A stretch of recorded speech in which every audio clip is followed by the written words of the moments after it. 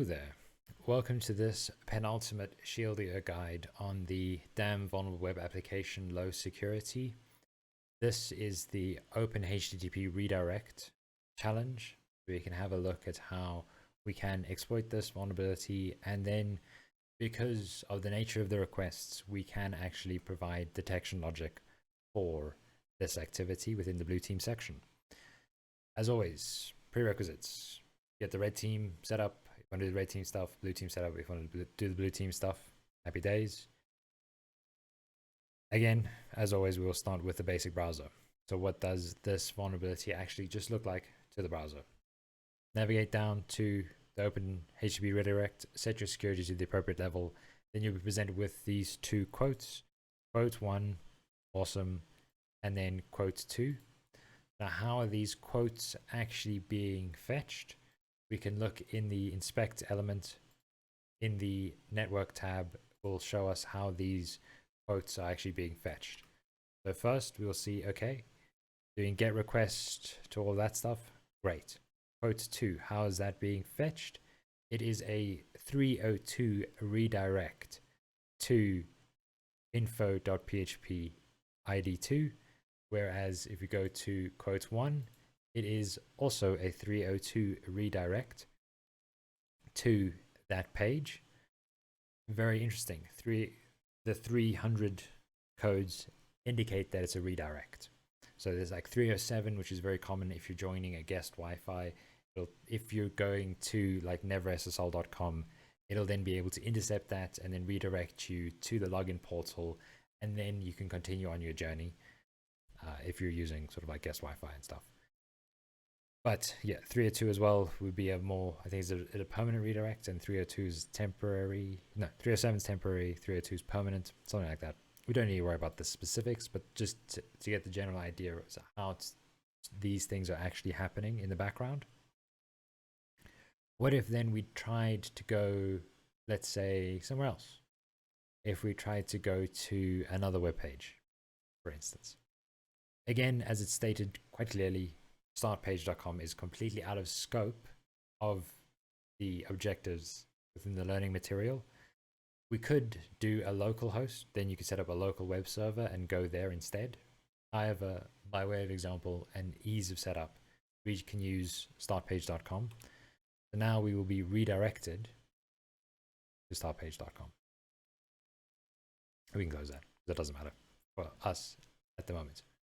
Okay, awesome. So now we're on startpage.com from the original website. This could be anywhere.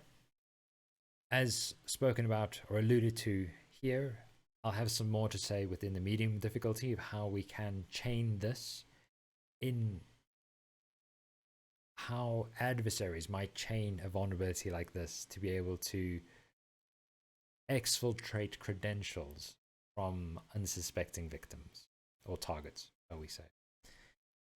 We then move over to the blue team side of this, and I'll demonstrate how we can have appropriate detection logic to be able to identify this activity. I'll see you in that one. So how can we detect this activity to validate if it's actually happened or not? There are a few things we can keep track of within the default logging setup that Apache provide. One of them is the status code returned, and the other is Elastic is able to dissect the access.log to a sufficient degree that you can actually view the request parameters. So putting that all together, how can we use that to be able to identify it? Well, I've written a Sigma rule that does just that. Navigating to the seam, the Elastic seam, log in, and then view the security alerts page. You should be, once sufficient time has elapsed, roughly 5 minutes from once you've run the commands on the damn vulnerable web application, you should see an alert that will look something like this. Web Apache correlation open HTTP redirect.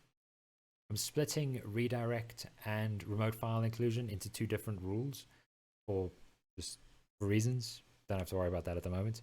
We can look at, again, a lot of this is provided nicely by the Sigma converter. So if we set within the Sigma rule what MITRE ATT&CK ID it is, then it'll be able to easily pull that and then put it into a form that the elastic seam can understand and then display to us. We want to look at the definition to gain an understanding of how this rule may work. We have some stuff. Let's copy this out into, for instance, a Cyber Chef, just so that we can have a little bit of a clean slate to look at these things. One of them is we're looking for IP addresses. So this is probably the best regex I've found that you'd be able to use successfully to find IP addresses. So it's looking for where URL query, because the elastic seam is able to dissect these things. We can look at the specific query parameter, so we don't have to worry about other factors that may alter the rules.